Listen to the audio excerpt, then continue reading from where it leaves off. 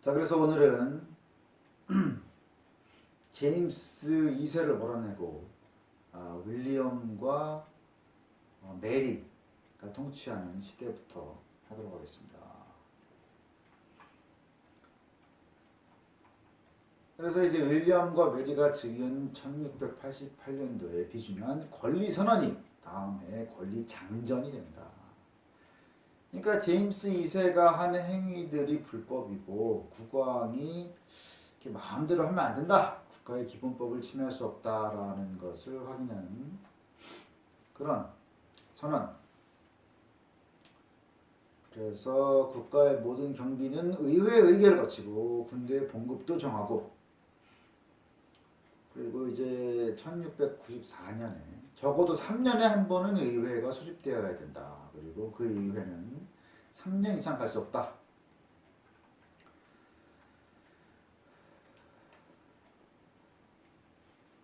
윌리엄 3세가 이제 공식적으로 행정권을 가지고 있었는데 아직도 제임스 2세에게 충성을 맹세하는 사람들이 있었다.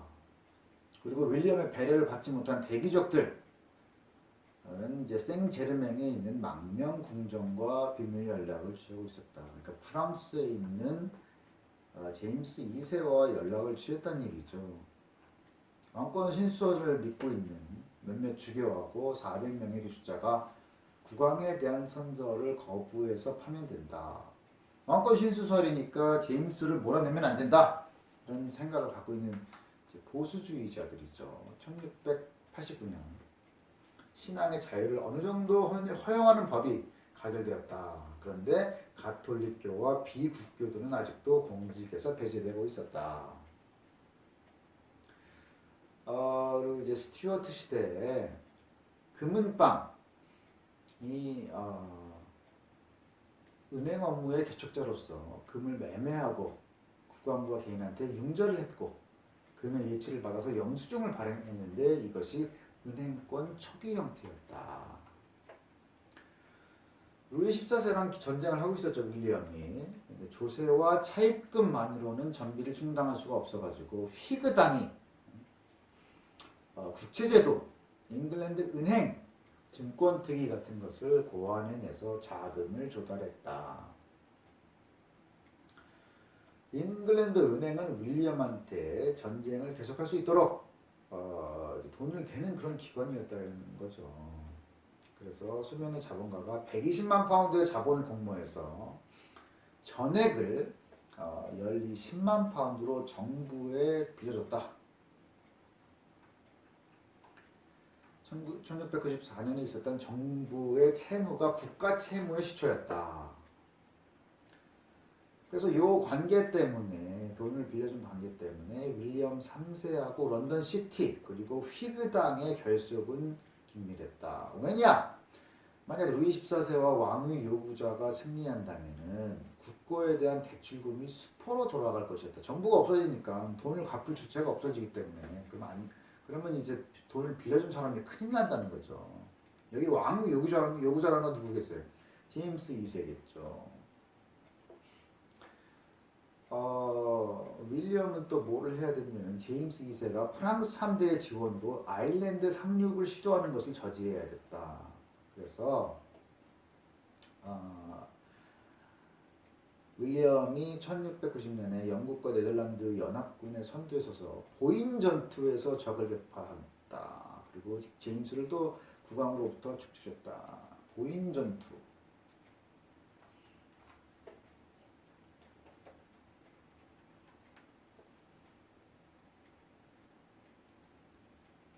보인이 이제 아일랜드 쪽. 여기서 전투. 그리고 이제 영국의 제조업자와 목축업자들이 아일랜드와의 경쟁을 두려워해서 아일랜드의 종교뿐만 아니라 상업까지 제약하는 그런 법안이 의회를 통과했다. 스코틀랜드 북부에서는 스코틀랜드 출신인 스튜어트 왕조 자체가 스코틀랜드에서 왔죠. 그거에 대한 충성심으로 제임스 2세를 지지했는데 남부지방은 1690년 이후 혁명을 지지하고 있었다. 그리고 영국 의회하고 스코틀랜드 의회가 합동 법령에 의해서 통합된다. 이것은 앤 여왕 치하의 일이었다. 1707년. 그래서 이때 비로소 스코틀랜드는 영국 식민지와 교역을 할 수 있게 되었고, 스코틀랜드는 이 교역으로 놀라운 경제적 성공을 이룬다. 루이 14세는 자연적 경계선인 라인강을 프랑스의 국경으로 책정하려고 했고, 윌리엄은 영국의 전통적인 정책, 플란더스 지방의 방위, 제해권, 그리고 대륙의 강대국에 대비하는 동맹의 결성을 추진했다. 그 라인강을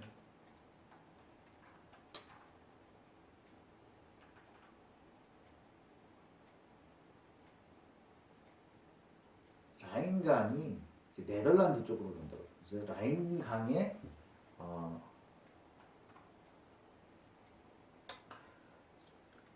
좌안을 차지하게 되면 벨기에가 프랑스게 돼버려요. 근데 벨기에는 전통적으로 영국이 그 지배력을 행사하고 있었다. 그래서 여기서 면직 공업이 이루어졌었기 때문에 면직이 아니라 그 양모. 그래서 양모를 수출하는 영국으로서는 벨기에 지방이 없으면 큰일 나는 거예요. 초기에는 투르빌 지휘하에 프랑스 함대가 네덜란드와 영국의 연합 함대를 격파했다. 근데 이제 프랑스 해군이 라오그 해전에서 굴복했다.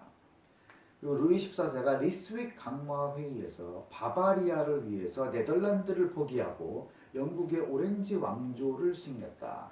라오그 해전.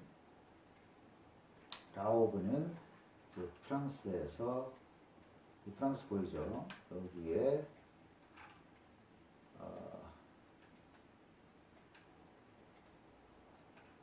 이쪽. 그래서 라오그 해전에서 패했다. 그리고 루이 14세가 리스윅 강화회의에서 바바리아를 위해서 네덜란드를 포기했다. 리스윅이 어디예요?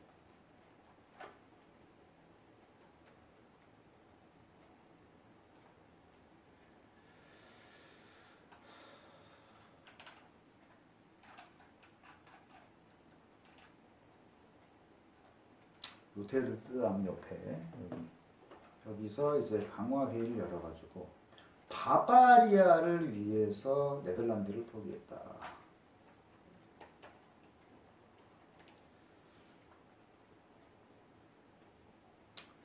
자, 바바리아가 어디냐면 이제 바이에른 주예요. 독일의 바이에른 주. 근데 영어로 바바리아라고 했었어요. 그래서 이것을 위해서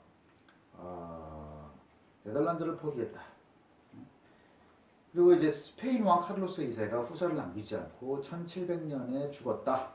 그래서 왕위 계승 후보가 독일 황제의 아들, 프랑스의 왕자, 그리고 바바리아 선거 후였다.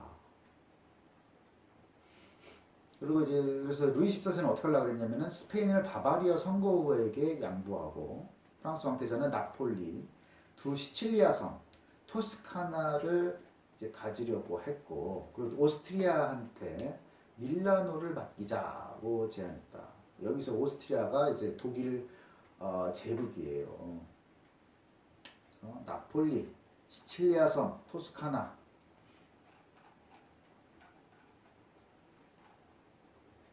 나폴리, 시칠리아 섬, 그리고 이제 토스카나는 이제 이탈리아의 주, 플로렌스가 있는 이 주가 토스카나다. 근데 이제 그렇게 하려고 했는데 바바리아 선거 후가 죽었어요. 그래서 프랑스 왕태자와 오스트리아 대공 두 사람만이 이게 후보가 돼가지고 루이 14세하고 윌리엄 3세 사이에 새로운 협상이 시작됐는데 두 사람은 이제 스페인을 분할하려고 했다. 근데 이제 스페인 대신들이 분할을 반대했다. 그리고 이제 프랑스가 좀 가까우니까 좀 더 프랑스가 맞는 게 유리할 것이다 라고 생각해서 프랑스의 앙주공 또는 베리공을 후계자로 지명하는 유언장을 왕한테 받아낸다. 왕이 죽기 전에. 앙주공이나 대베리공은 이제 루이 14세의 손자들이에요. 그래서 두 사람이 거절하면 오스트리아 왕자를 추대할 수밖에 없었어. 루이 14세는 할 수 없이 손자를 보내서 스페인 왕 펠리페 5세로 즉위시키기로 한다. 이건 좀 위험한 일이죠. 왜냐면은 윌리엄하고 이걸 스페인을 분할하기로 했는데 그걸 어기고 자기 손자를 보내가지고 다쳐져 있으니까 윌리엄 3세는 속았다는 생각으로 화를 냈다. 그리고 독일 황제하고 협상을 시도했다. 왜냐면 독일 황제가 이제 후보자 중에 한 명이었죠. 그래서 이제 루이 14세는 이에 대한 보복으로 리스윅 평화 조약을 유린하고 망명왕 제임스 2세를 영국 왕으로 승인했다. 아까 그 리스윅 평화 조약.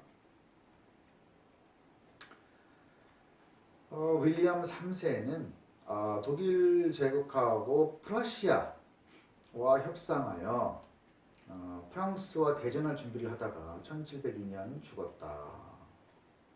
독일 제국이라는 것은 오스트리아를 말하고 프러시아라는 것은 프로이센이에요. 프로이센을 이제 영어로 하면 프러시아가 된다. 자, 그럼 이제 N.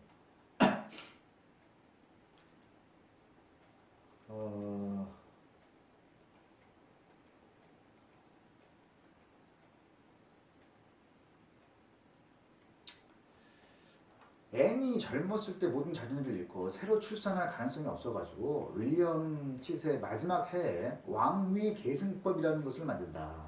그게 뭐냐? 모든 남자 계열 상속인은 가톨릭 교도라는 이유로 제외됐다.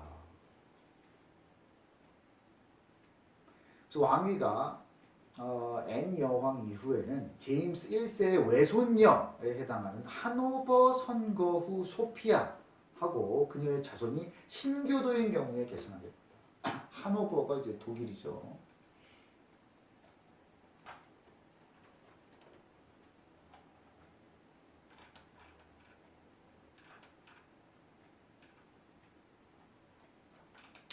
독일에서 여기 하노버.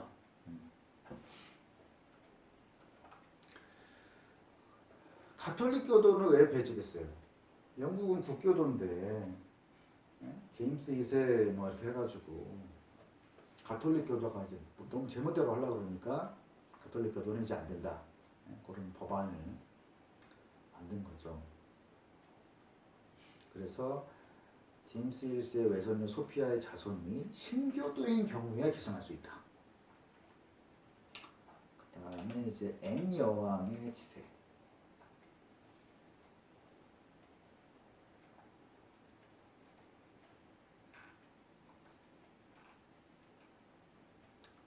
자, 제임스 2세의 둘째 딸이에요.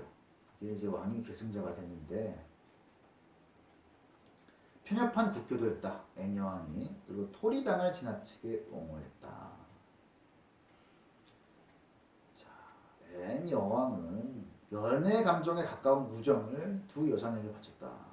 그게 첫 번째 누구냐? 결혼해서 처칠 부인이 된 그래서 후일에 말버러 공작 부인이 된 세라 제닝스. 그 다음에는 내샴 부인이 된 에비게일 힐. 요 사람들한테 연애 감정에 가까운 우정을 바쳤다. 앤 여왕의 최초의 의회는 토리당이 지배했다.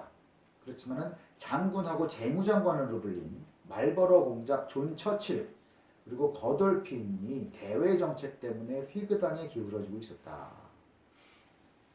그리고 이제 당시에 출판의 자유로 유명한 작가들의 소책자가 발행됐는데 당파 간의 투쟁을 선동했다. 휘그당원인 스틸경과 에디슨이 테틀러와 스펙테이터를 발간했고 그다음에 토리당하고 고교회 동지 스위프트가 통이야기를 출판했고 디포가 온건한 평론을 발표했다. 그래서 이것들이 당파 싸움을 이제 자극하는 그런 요소였다.